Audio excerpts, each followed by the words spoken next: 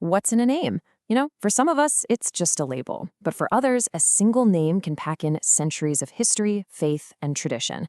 Today, we're diving deep into one of those stories as we unravel the amazing history of the Kochar Gatra, or their lineage.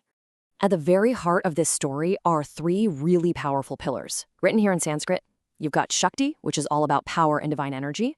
Then there's Parampara, or tradition. And finally, Asta, which means faith. These three ideas, they're basically the threads that weave the entire story of the Kochar clan together. So let's start with that first pillar, Shakti, or divine power. For the Kochar clan, this idea isn't just an idea, it's the very foundation of where they come from. Okay, to really get this divine power thing, we need to talk about Mahashakti. It literally translates to great power. Think of it this way. Tradition says that when the gods themselves were in trouble, they pooled all their individual energies together to create one supreme being, Mahashakti, a deity armed with all the best gear from every god, ready to set things right. So how does this massive divine energy become personal for the Kochar lineage? Well, it's through their Kuldevi, or family deity, named Ma Vishla. And just look at her form. It's incredible. She's shown with 20 arms, each one holding a divine weapon or symbol, and she rides a buffalo. She really embodies this powerful duality. On one hand, she's a fierce protector who fights evil, and on the other, she's a compassionate mother who grants blessings. All right, so we have this incredible divine power, but how did it get connected to one specific family? Well, that brings us to our next chapter, a story about a vow and a blessing that honestly changed everything. We're going to journey back in time now to the city of Mandor and meet a man named Mahapalji. He was a deeply religious man, totally devoted to the goddess. But he carried this huge sorrow with him. He didn't have any children, and more than anything, he wanted a son to carry on his family name. So one day, a sage named Acharya Posalyaji paid him a visit. Mahipalji just poured his heart out, and the sage offered him a way forward. But it came with strings attached. It was a divine covenant. As you can see here, he had to take on new spiritual guides and, this is a big one, stop the practice of animal sacrifice. He was also given super specific rules to live by, from what color clothes he could wear to which animals were basically banned from his house. And you know what? Mahipalji accepted every single condition, no questions asked. His faith was that strong. He followed all the instructions to a T, and his devotion was about to be rewarded in a way he could never have imagined. This brings us right to the birth of the name, Kochar. Okay, this is the climax of the origin story. Get this. When Mahapalji's wife finally gave birth to a son, the family deity Ma Vishalamata intervened herself. The legends say she spoke in the form of a Kochari, which is like a divine whisper, a voice coming straight from the goddess herself. And that divine utterance, that Kochari, is what gave the child his name. He was named Kochar to honor the goddess's voice. And right there, in that moment, a whole new lineage was born, not created by mortals, but by a divine proclamation. How cool is that?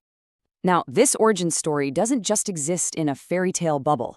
It's grounded in real history. As this timeline shows, the family's roots go way back to Rajput warriors. But the name to really pay attention to is Sri Oroji Kochar, born centuries later in 1615. He is, without a doubt, the most pivotal figure in the clan's history.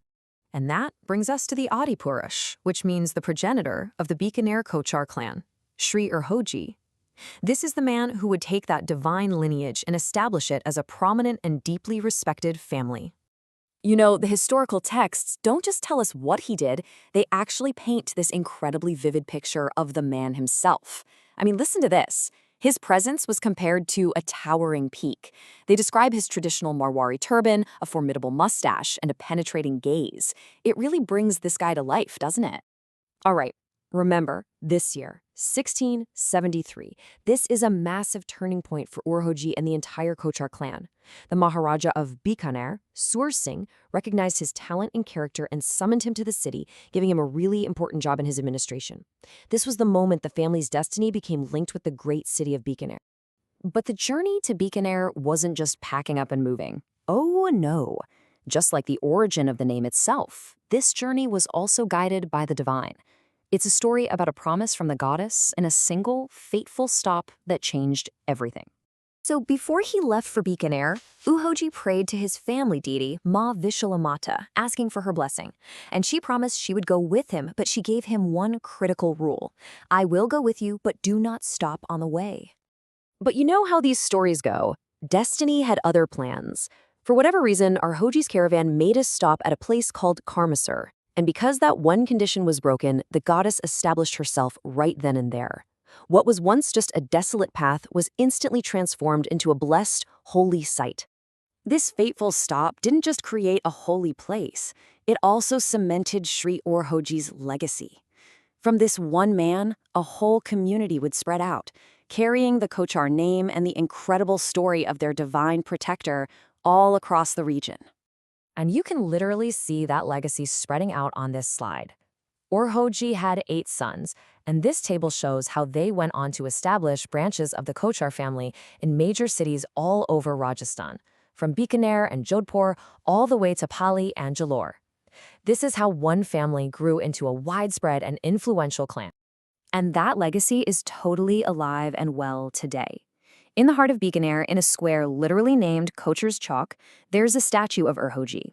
And a really beautiful tradition has grown around it. Newlywed couples from the Kochar family come here right after they get married to offer a coconut and ask for blessings from their great ancestor. And what about that place where the goddess stopped? Well, the sacred site of Karmasar is now home to a magnificent temple dedicated to Ma Vishalamata. It was consecrated back in 2009, and it stands today as this modern monument to a story that began centuries ago, a physical testament to generations of unwavering faith. So, from a childless man's prayer to a divine voice, from a single ancestor's journey to a thriving modern community, the story of the Kochar name really shows us how our identities are woven from these incredible threads of history, faith, and the stories we pass down. Which, leaves us with one last thought.